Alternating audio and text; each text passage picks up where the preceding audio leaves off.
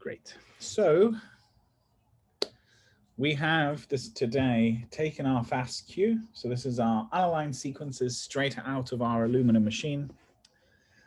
We have QC'd it, so we make sure the quality looks good. And when you're doing QC, we're going to show you this in action with the, sorry, there's an alarm going. I hope it's not that I have to clear the building. I think it's a test. Hope.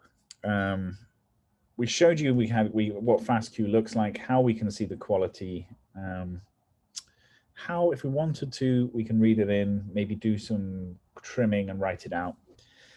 And then we looked in our last session at a few different aligners available for us in R, and we saw that really most of the cutting edge aligners, most of what's used, including our very favorite R subread, is available to us through our R wrappers like R subread, R bowtie 2, or even quasar wrapping HiSat2. Yes, HiSat2, because I guess R HiSat2 is a different package. So this took us from FASTQ, just raw sequence data, to now aligned data, data in a BAM format. And in there we have for every read, the sequence, the qualities, but now the alignment, where it is and how it aligned to the genome. So now we have this aligned data. What are we going to do with it? So our aligned data, your aligned data, 99.9% of the time is going to come in BAM format. Okay, we showed you if it's SAM format, it's the same, but text readable, you can just convert this to a BAM, sort it, index it, and you're good to go. Okay, so this is what our aligned read would look like inside a SAM file, right? Human readable version. And we have at the beginning of every SAM or BAM file what is called a header. And this is the way that a BAM file can describe itself. It tells us what is going to come in the BAM file and what is the current state of the BAM file, as well as some other additional things. So this BAM file in the first 23 lines here has told us what's going to follow in the next 23 million, hundreds of million lines, right? It's important this is at the front of the file. The body of the BAM file holds the actual lines, and this would be one line here. Ooh, I can't actually highlight this, but one line here, one line here, one line here. So each line corresponds to a read, which has been aligned. And we can see we hold the information which we had in the original read. We have our ID here, and importantly, this tells us the machine.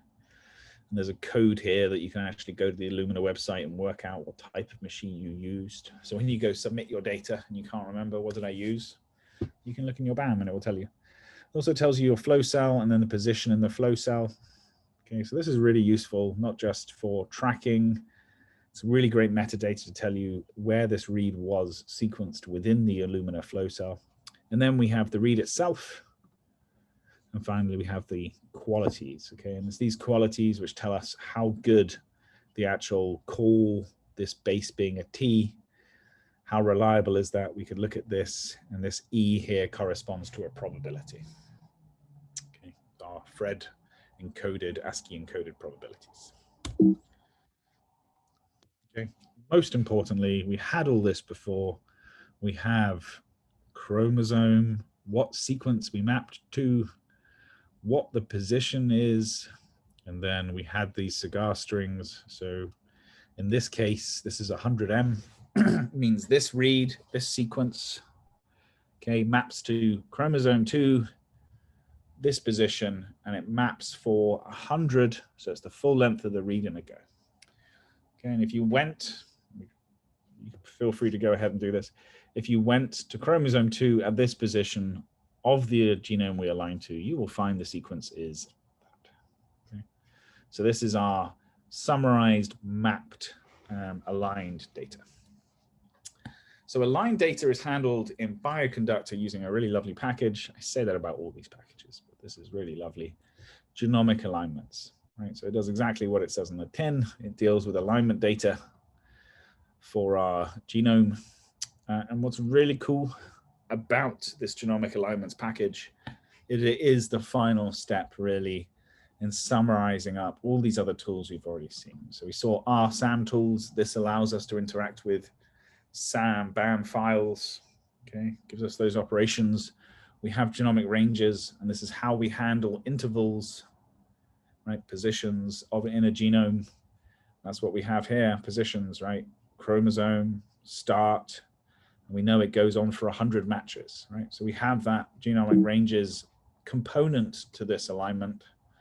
Short read, because we have sequence data here, right? We have the sequence, the qualities, and the ID. So we have components of short read we will use in the genomic alignments, and we have BS genome. We have the BS genome, really the biostrings packages, because they allow us to manipulate these sequences. And our track layer, again, is going to allow us import and export SAM files and BAM files.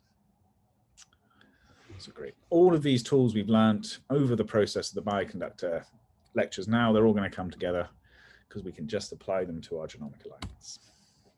So in our previous session, we saw how we can align data to the genome using an aligner, and that if we wanted to map RNA-seq, anything where we expect to have reads from like RNA molecules which have been spliced, we need to use a splice-aware aligner.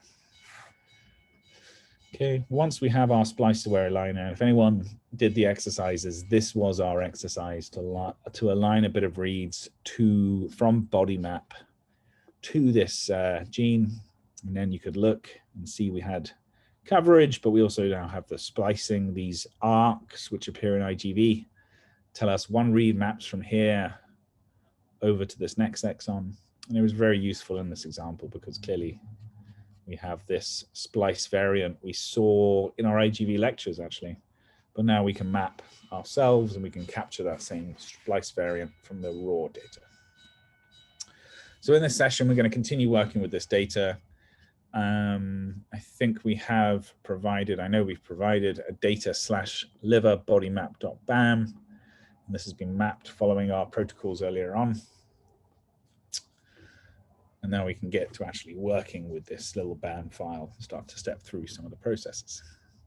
So we introduced our SAM tools in our last session to help us post-process alignment files. I mean, it is exactly, again, what it says in the tin. It's tools for working with SAM files. This guy built it as he wrote the SAM format, so it's ideal to manipulate these. We get access to this through our SAM tools, so we can use most of the functionality, indexing, sorting, random access through things like our SAM tools.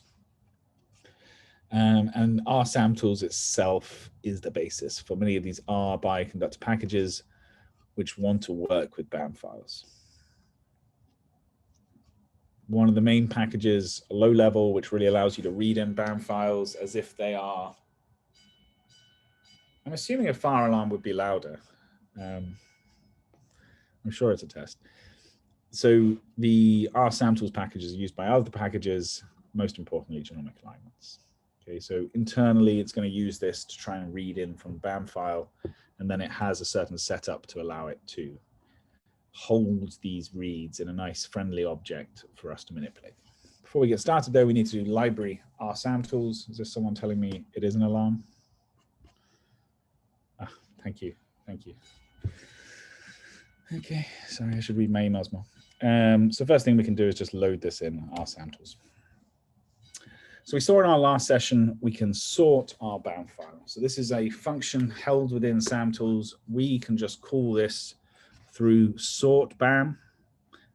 And if we call that, we just give it our BAM we want to sort, usually straight out of an aligner. We tell it the prefix for the file we want to create. So I want to create sortedliver.bam. We don't add the .bam. And by default, this BAM file is now going to be sorted by first chromosome name. So it's going to put all the reads from the same chromosome together. And then it's going to sort these coordinates within the chromosomes by their read start position. Okay, so we should be able to go through our BAM file once it's coordinate sorted, start with chromosome 1, say, and then it will be from the beginning of the chromosome until the end, then chromosome 2, chromosome 3, chromosome 4. Another way to sort these files is actually by the read name. Okay, and that's important because I said earlier on, you know, these read names contain flow cell and then the position, right? So actually, if you sort these, you're going to start to sort them to be by position. If they are paired end reads, so if you have two pairs to a read, sorry, one pair, but you have two ends to a read, you've sequenced either end of a fragment, like paired end sequencing, as Connie described. If you sort them by coordinate, the two read pairs won't be next to each other in the file. They'll be, you know, in the order of where they aligned. Quite a lot of programs will ask you to sort by their read name in order to put our pairs together. And this just means that they don't have to worry about searching through the file. This was the first end of a fragment. This was the second. Puts them together. Okay, so you may need to do this sometimes for things like bed tools. You used to have to do this for when you wanted to make a bed graph or a bigwig using that. And lots of these external programs. Right, so we can do this just like we did in SAM tools. We can sort by what they say is query name. So here, read name. And I just need to supply the file I want to sort. I'm going to give it a slightly different name. And now if I do by QName equals true, it's going to go sort that bound file now by the read names, you know, lexicographically or whatever, by those read names so that, you know, two pairs will be next to each other. So we showed you in the last session that, you know, you're going to run into problems perhaps when you do alignment or indexing, because potentially these could be quite big genomes, and it's going to take up a certain amount of memory. It actually wants to hold as much as possible. Great, thanks. It wants to hold as much of the data in memory as possible, because that's a lot faster, right? Rather than reading it from disk, if it's all in memory on the computer, it's going to do it a lot faster. So when I said you can lower the index memory in order to allow it to work on your laptop, there's a sacrifice there. It's going to do it in smaller chunks, right? We can do the same thing when we start to do sorting. Okay, so when we do sorting by default, I don't think we've ever specified this, but we can say how much is the maximum amount of memory we want to use for this process, and it's going to be in megabytes of RAM. Okay, so I've made a really stupid example here. I'm going to use 1 megabyte to sort our BAM file. Clearly, you're going to have a lot more than this. Actually, often if I'm working on a big computer, I will up this. I will say max memory is very high because I know I have the memory available and I want it to put as much into memory as possible. What you will see as this sorts, if you're watching the directory it's sorting in, it's going to create temporary files. And actually, if you set this really low, it's going to create hundreds, thousands of these. Right? So think about how much memory you have on your machine and try and configure this to really optimize the speed versus being able to do other things on your laptop at the same time. If you're on the HPC, no limits, right? So here we're going to sort the BAM, and we'll do the max memory as 1 megabyte. It will take a little bit longer. It's only a small file, but eventually it will give me the coordinate sorted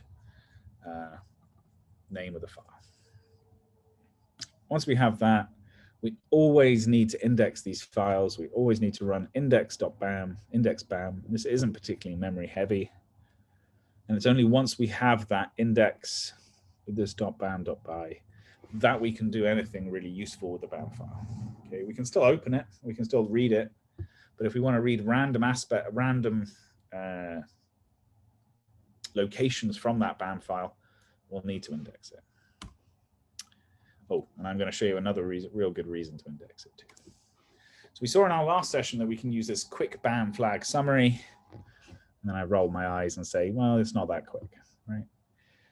It is quick in the fact that, you know, here it's going to be reasonably quick, but it's going to have to go through your whole file, reading every single line, capturing things like if it aligned and any flags. We didn't have any flags here, but so it's going to go through the whole file, one line at a time, accumulate that information, and then provide it in this table. To be honest, this table is great for us to see here, but it's a real pain in the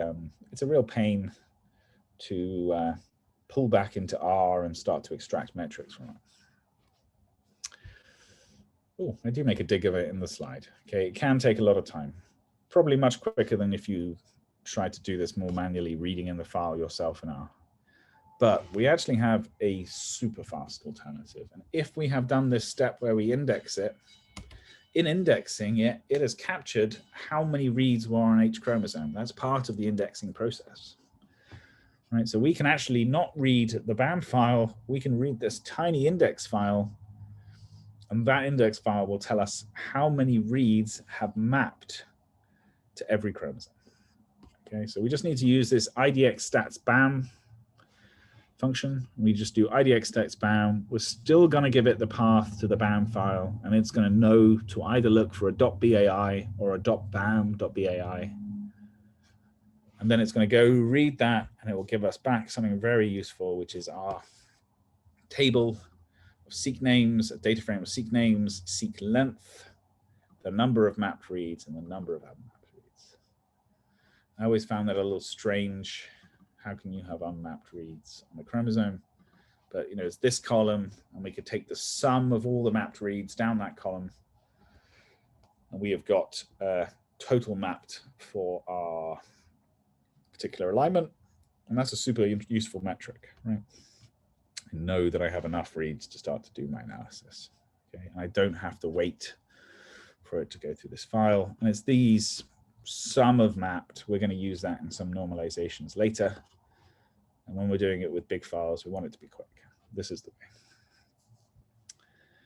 So the nice thing about RSAM tools and all these functions we see here, you know, I say this is slow. It really isn't that slow. I'm a bit mean. They're not really, most of the time, they're not reading the file into R, right? None of these actually gave us anything other than a file name, what it had done, what the file it had produced had been called. This gave us like a data frame, but it didn't actually give us any read information, right? So our SAM tools is our way of controlling this tool set SAM tools to do things like index, sort, these really computationally heavy things. It's going to pass off the SAM tools and just run it. If we want to start to handle our BAM files more interactively, though, we do want to read them into memory. We want to be able to review them like we have with something like G-ranges, where we have intervals. Okay, so we're going to use genomic alignments for this.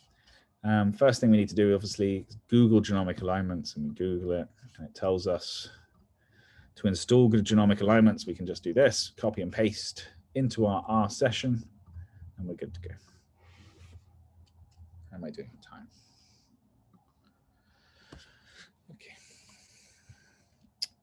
So when I first showed you BAM files, and I think I said it again now, this header information is incredibly useful. It is how the rest of the BAM file is described. Okay, it tells us things like the current state of the BAM file. Is it sorted, unsorted, or sorted by name, maybe coordinate sorted? Sorting these files can take a little bit of time. Knowing up front by reading the header, that's going to save me a lot of time. Oh, it's already sorted, I won't bother. Oh, it's QName sorted, I need to sort it by coordinate. Additionally, as you'll see now, you can also learn things about if people have done this correctly, you can store things in the BAM file, that header, such as the program you actually use to do the alignment.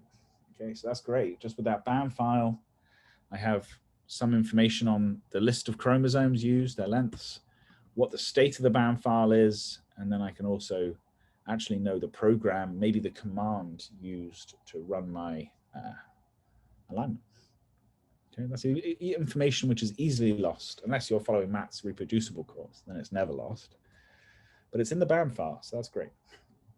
So we can retrieve this BAM header in our using this scan BAM header function. Actually, this is an RSAM tools function, but regardless, we can use the scan BAM header function and the name of the file we wish to access the header information from.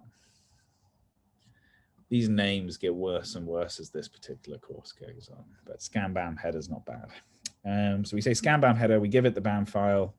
It gives us back a list object. And if I look at the structure of that list, I'm not sure if you covered this, but if you ever want to know what an object is made of, str is super useful. It's telling us to get to the first level, I can just do $, and then this name. If I want to get into there, I can do $, in targets, and I have this. If I do $text, I'll get all this information. So this is just telling us that we have a list, and inside there we have a list of 2. Oh, this is the list, first level, and then we have a list of 2, and those are targets and text. Okay, so we can access this useful information such as chromosome names and their lengths, as well as using the other functions like standard lists, using the methods we would for standard lists. And I think that's a common trope here, is that most of these objects we're coming across, genomic ranges, DNA string sets, you can act on them to get information from them like standard lists, right? Just either $, double square brackets, or single square brackets if you want to maintain the type of object. So the first level of this list is the file names, right? So actually, if we'd given more, perhaps we'd have multiple file names. We just used one file here. The second level of the lists are the chromosome names and lengths, and that's been parsed into a format we can use. This is called targets. And then we have the unparsed text from the lines in the header. And that maybe it's unparsed so far, but if you wanted to, you could learn how to parse this as well and extract information. Like in here, you'll find what is the command we ran. So if I do names on the list we got back, my first level, it tells me, oh, this is called, I've got a element called sorted liver.bam. So I can then go look in that by doing $, sorted liver.bam. It told me the name here. I could also have looked here, and I knew I had a way of accessing it from this. And once I get the names of the second level, it's targets and text, and then those I can start to interrogate. Okay, so let's look at the targets. I think we only have 1 chromosome in this file, so we've only aligned 1. So it's my header, and then I can do the first level $sorted liver.bam, and then got another list in there, so I can get $targets, and it's telling me chromosome 12, and this is the length. What's really nice is that this format, length, and then it's a numeric vector with the names as the chromosomes. This is exactly the same format as we had for seq lengths, right? We can use this just to input seq lengths as we would need for genomic ranges. So we know how to handle this kind of numeric chromosome lengths. We also have this text, and this is the free form text. But again, even though it's unparsed, it's super useful. So to get to that, we do my header $. We give it the name of the file, the first level, as I said here. And then we're going to delve into text. So we do $text. And then we have the various elements within here. We have header, right, header information, sequence information, right, all the information on the sequences we align to, and then program information. And I said a little bit about this before. So if we look at these in order, we can look at the header.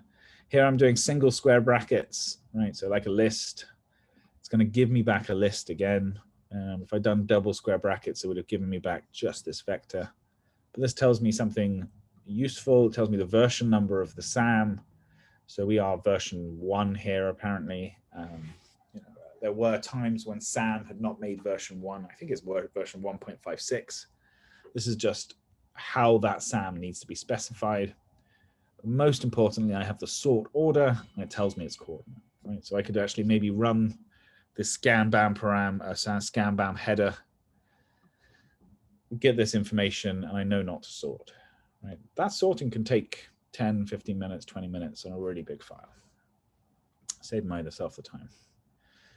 We can check the other one, and now we can see what it looks like if it was sorted by read name. Alternatively, here we would get sort order query name. Right? You could easily program something just to check this. If this is SO : coordinate, sort it. If it's not, well, if it is, don't sort it. If it is, isn't sorted. Right? It's working.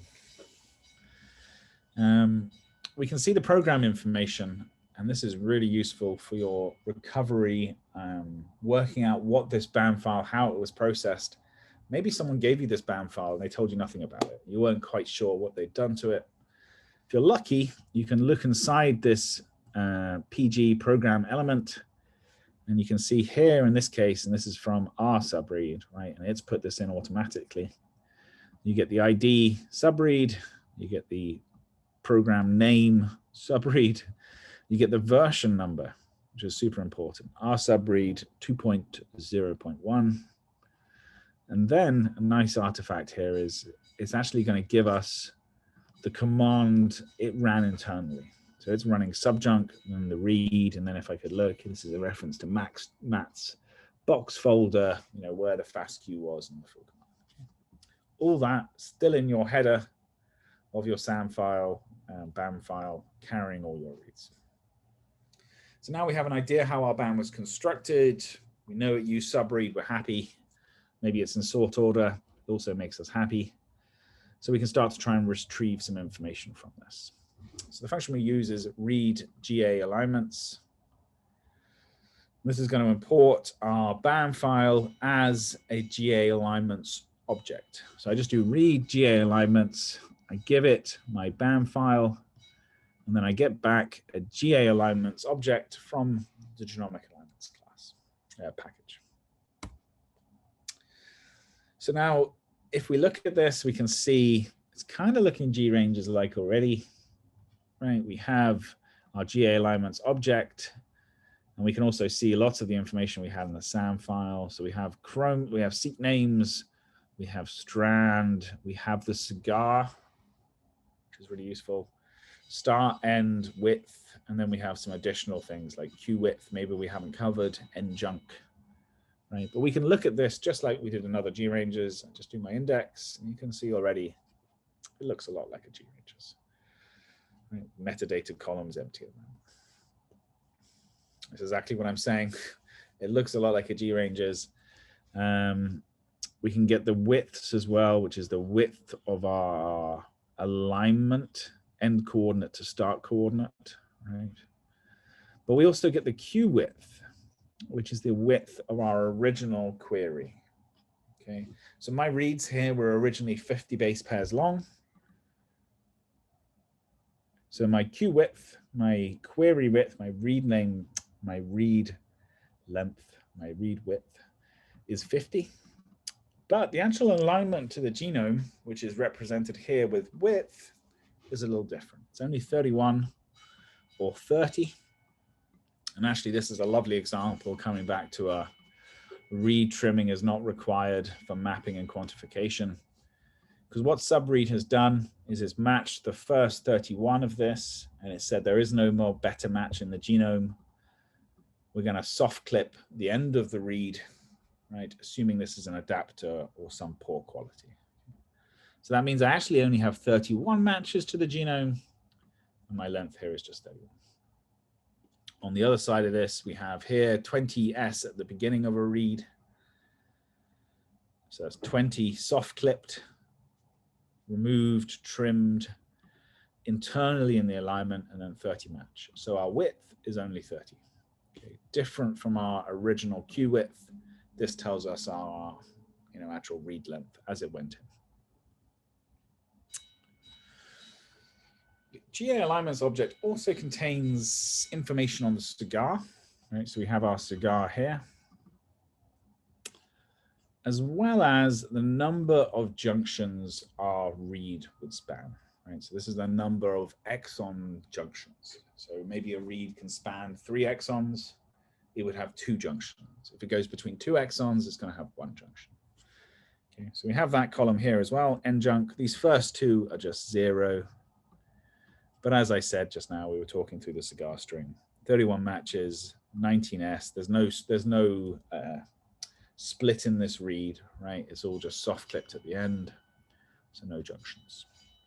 Okay, but we got a little bit more than we did from a GRanges, right? It's built this up front. This end junc, it's built this end junc and this width column from the BAM, right? These weren't actually in the BAM itself, but as it read it in, it must have parsed our cigar strings and said, okay, we have a junction, we don't have a junction. Right, so the GA alignments object is everything we have. It's got the information from the BAM, but also a little bit more it's tried to fill in to make life easier for us. Okay. What's nice, and as I keep saying, the GA alignments object actually inherits a lot of the functionality from GRanges. This isn't just good for us. Clearly, it saves these authors and the people who write this a lot of time. They don't need to reprogram how am I going to get the names for these objects. They will use the same methods as we did in GRanges. Okay, so if I want to get my sequence names, I want to get my names for every read, I can just use seq names. I'm going to get a lot longer now, but I'll get my factor RLE. Another great example of this being saving space. 48,000 values, rather than writing them all out, we just write chromosome 12 once and 48,000 once. And then that means the same thing as writing out chromosome 12 48,000 times. I can also do things like extract the start positions. I could do M positions, width. I can do all this with my GRanges objects. We also have some new assessor functions to allow us to do a little bit more with these objects. So we have cigar. So now I can pull out this cigar as a character vector, and we can do this njunc, right? This is going to be super useful because if we want to just look at the reads that we know span junctions, we just want to select reads where njunc is 1 or greater. Right? If we wanted to get rid of all the reads which aligned continuously to the genome, we just take those which weren't 0. We can also do our standard indexing, just like we did for GRanges. So if I want to say only keep the reads which mapped to the positive strand, here I can just do strand, my reads, and I can do equals, positive. Again, because this is a GRanges, we don't worry about where the comma is here. This is actually going to subset by rows, not columns. There is no column information yet. And we can start to do some manipulation on these objects too. So I don't think we use narrow. That is a genomic ranges function. So narrow allows us to actually act on genomic alignments as well. And we can give it our reads, and it's going to act very similar to what we did for resize. We're just going to give it the start position and the width, right? So it's going to start at the first position of the read, and it's going to make it 1. And then it will just shorten our reads down to just the first base pair, right, on the 5' side. It's like pain with narrow, and I'm going to show you doing this with resize in a second. It doesn't take into account the strand, which is a little bit of a pain. But we can control that ourselves. If we wanted to, we can actually subset as part of our narrow. We just take the reads, which are on the positive, and I say I want to be at the start, and I want to be 1. I can say narrow, and I just want to take the reads which are on the negative. I can say go from the end, and they just give me length of 1. Put them back together. So if I want to combine GRanges or I want to combine genomic alignments, I can just do C, and then I get my 2 genomic alignments back together. And I've changed the nature of my reads now that we only ever see the most 5' end of my read. Okay. This is something we'll do in AttackSeq, right? When you do your fragmentation, you want to just look at the 5' end and you shift it a little bit. But this is really just to demonstrate that we can take these genomic alignments and we can start to act on them with some nice functions inside, which are very GRanges-like. If we come across a function in GRanges we can't apply to our genomic alignments, right, because they are a slightly different object, we can actually convert our genomic alignments directly to a GRanges. Okay, and we can do that by just using this function GRanges, not a capital G or R, which is how you would create a new GRanges, right? It's capital G, capital R, and then you need to put in the seq names, the iRanges. Here we use GRanges, small g, small r, give it our genomic alignments object. I didn't have any metadata columns, right? So it's not going to maintain them. So it's saying here, use the metadata columns, but I end up with a G ranges, similar, if not the same information here. Okay, so my full read lengths now are represented as G ranges. It's not going to be quite so simple for RNA-seq, and that's because one read, as we saw here, with this NJunc, where do we see that? You know, one read potentially could have a junction splice, and it can actually be in two parts. So one read starts here, it aligns for 20 bases, and then it has a gap until it reaches the next exon, and that's 70 bases. And then I have another 10 bases on the other exon. Right. When I run the G ranges, it's just going to take the limits of the alignment. So it's going to take it from the very start of the read to the end of the read, and not account for the fact that I have a big missing portion of alignment in the middle. It's a split read. I can solve this actually by using this grg list function. It's going to return us a G ranges list.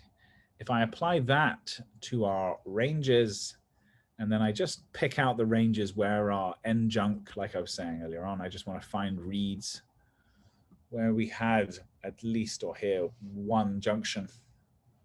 And we can see what I got back. For those reads where it would split, I got back 2 ranges. Okay, and this is actually the continuous alignment. Then it would have come across an exon junction, and then the rest of the read aligned at this position. Okay, so if I want to convert these to G ranges, it is straightforward, but I need to think, you know, if I'm working on ChIP-seq or whole genome sequencing, I expect my reads to align continuously to the genome. Turn them into a G ranges is absolutely acceptable. If I think, and I'm working with RNA-seq and I've used a splice-aware aligner, then my reads will have big gaps in them. To account for that, to split these reads into their 2 regions or multiple regions, we use this grg list. Next thing we want to do is change, potentially, once we do some editing on our G ranges or our G ranges list, once we have made our alterations, made it the first base pair, you know, shifted everything to just the 5' read, narrowed them, I then might want to write them back out. Right, the first step in that is to convert my G ranges back to a GA alignment. And again, we've seen this before with our quals earlier on today, as, and then I give it my object, and then I tell it in quotes the object I want it to be. So in here, I turn my reads into a G ranges, and then say as, and I put in the G ranges I want to convert back. I tell it the type of object I want to be, and then it knows it can convert it back, and it gives me now the cigar information again, the Q width and the width. So this allows us then to do some slightly more complex operations. And just as an example here, we're going to take, turn my G ranges into, turn my reads into a G ranges. I'm going to use the resize now because I'm allowed to use resize, because a resize lets me then take into account the strand information. So I can do resize, my reads as G ranges. I'm going to set the fix to be the start of the read, dependent on strand. I'm going to make it width as 1. Okay. And now I have my new G ranges where there'll be just the very start of the read, depending on strand. Convert that back to GA alignments. And now I have a GA alignments object, which is effectively a representation of a BAM. But now I've shortened all these reads to 1. What's super cool, as you can see, is that, you know, I change all my reads, and then it updates things like the cigar, the Q width, the width. And when I write this out to BAM file, all these will be valid. Okay, I mean, 1 match is all it can be here, but it's changed all that information so that we don't have to worry about fixing our cigar strings. Cool. So then at the end of all this, you may want to then try and write this file back out. Okay, and then you can visualize maybe just the 5' ends in IGV, the attack seek cuts. And we can do that using our track layer package. The R track layer package, as I said, is our kind of global input, output. There is an alternative package in development, BioCIO, But for now, our track layer package is going to work beautifully.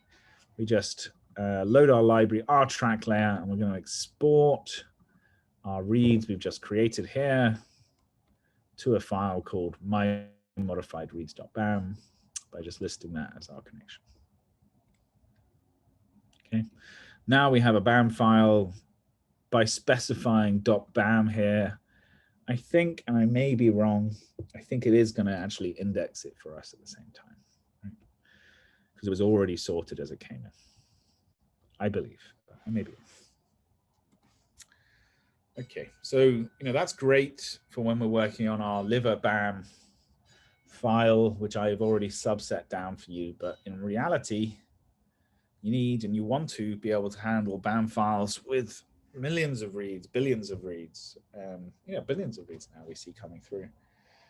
But you might not want to care, or you might not want to look or care about a lot of the file. You might just want to get the information over your particular regions of interest, right? So there should be ways that we can work with these large BAM files in R without killing our memory, without having to pull in, information we're not interested in, right? And actually, if we go back a bit, no one commented, but if we look at the reads we read in, and I said at the line,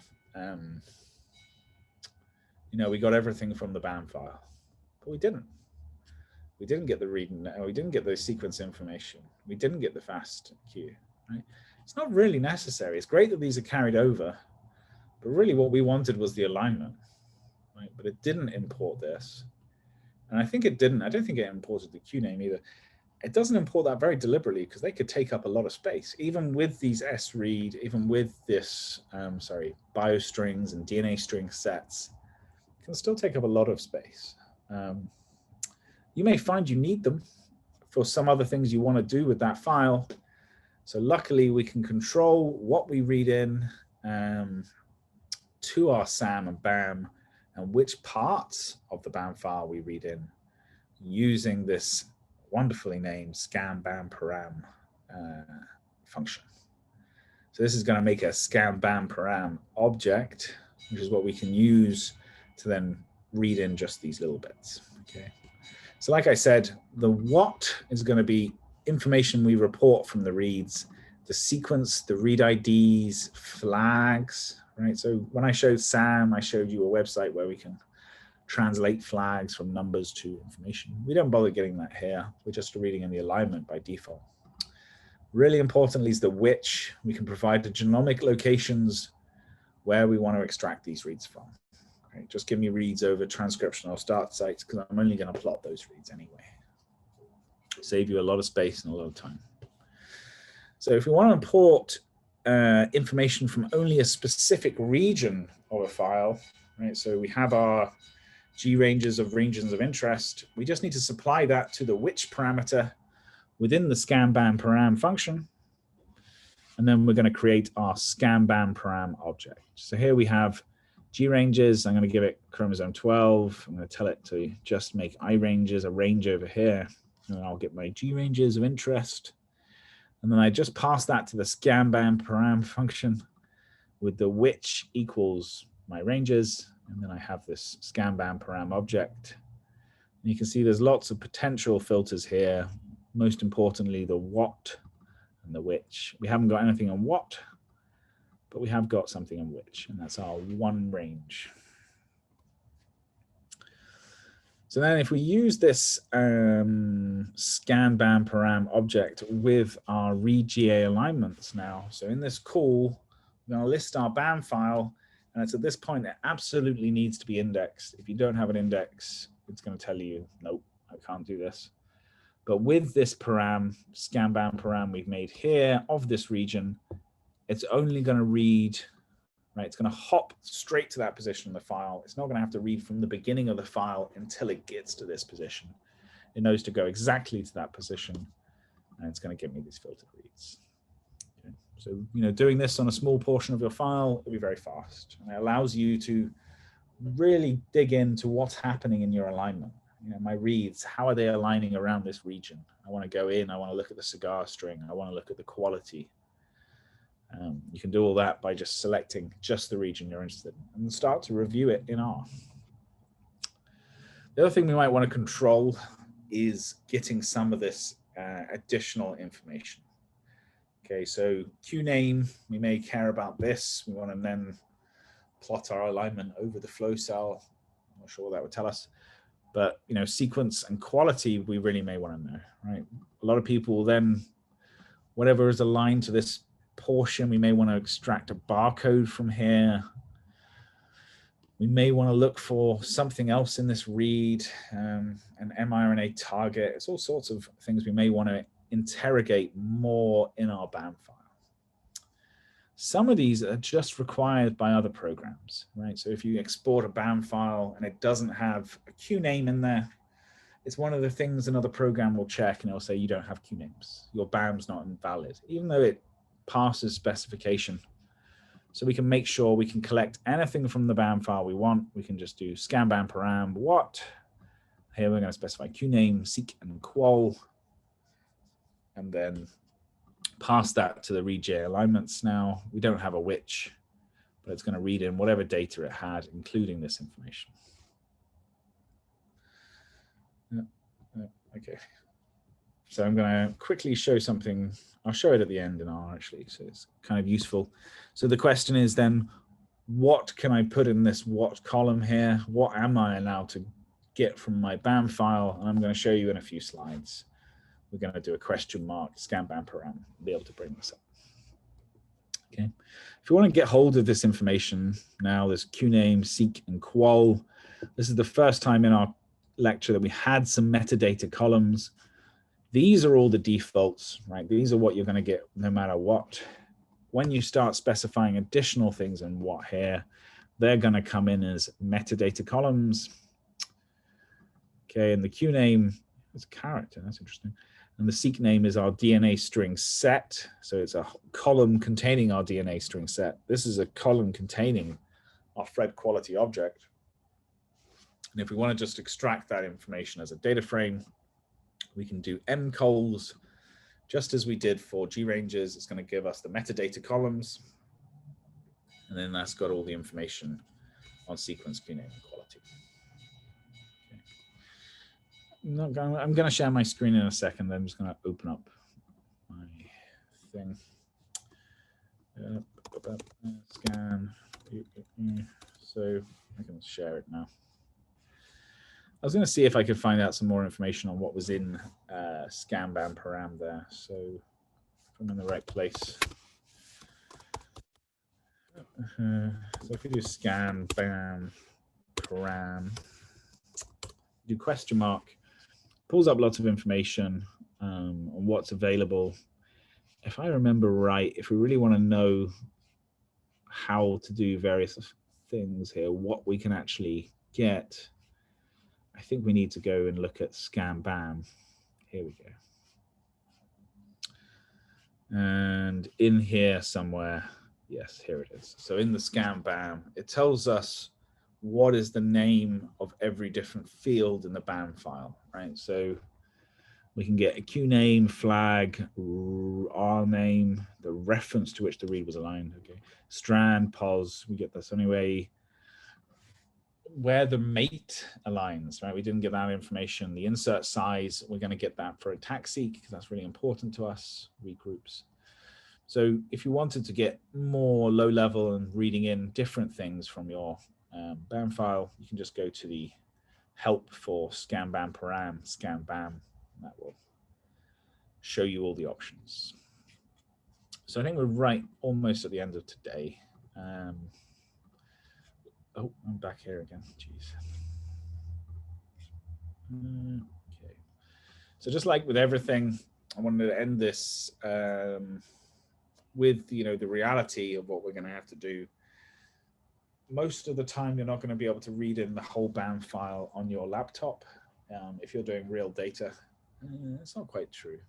I guess maybe you could read in a BAM files, but big BAM files, billion read BAM files, these are going to be a struggle.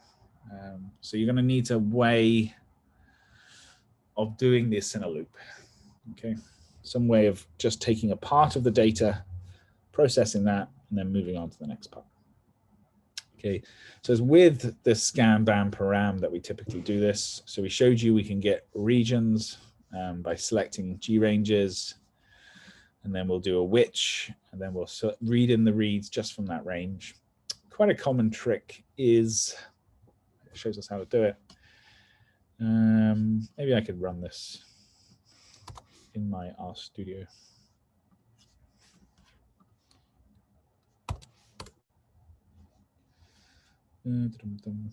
Oh no, I guess I would have to have made that file first. Darn.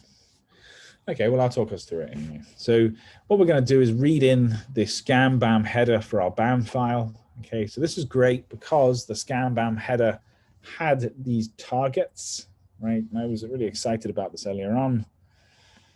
And that's because if we look, the targets actually contain chromosome name, all the chromosomes we have, and it has the total length of that chromosome, right? So I know from this that the name is chromosome 12, and it starts at 1, and it ends at whatever this number is, right? So I know the chromosome name and the limits of the chromosome, 1 to that. So I can then use that in combination with our scan BAM param. And what I'm going to do is loop through all my chromosomes. I'm reading from that targets. So we saw it was just chromosome 12. But if it was multiple chromosomes, this is going to save you some time. Loop through these, and for every chromosome, create a G ranges of the name of the chromosome, chromosome 12 in this case, and make the I range from 1, the beginning, to the actual numeric value back from targets, which is the length of the chromosome. This is what BAM files have in their header. With that information, that means I'm now going to set a scan BAM param with a G ranges for 1 chromosome, the full size of the chromosome. And then when I do read GA alignments, I'm just going to read in 1 chromosome at a time, right? So here I'm making a toy example. We're going to read it, and then we'll just print the length of the reads. But you can imagine you could very easily do this, operate on your whatever complexity you want to do, and then export that to a file, go to the next chromosome, and then export that to a file, go to the next chromosome, and really save yourself just a lot of time and a lot of headaches with running out of memory. Okay, so that's the end of the session. It's actually the end of the day. Am I right, Matt? No, we've got one more session after this. I'm terribly sorry. So we've got one more session. It's the end of this session. We got one more session at 3:30, which will be summarizing our aligned data back into counts. So we have gone from FASTQ to BAM to starting to review this data inside R.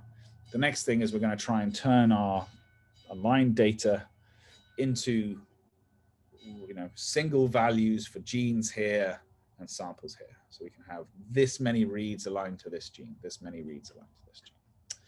So that's our last session. That comes up. Thanks, Matt, for the schedule. That comes up at 3:30. But we'll end the session for this current one here. If you have any questions, I'll be around for a few minutes. But again, if you have questions, you can raise them on the issues or just ask them here, and we'll keep an eye on the chat.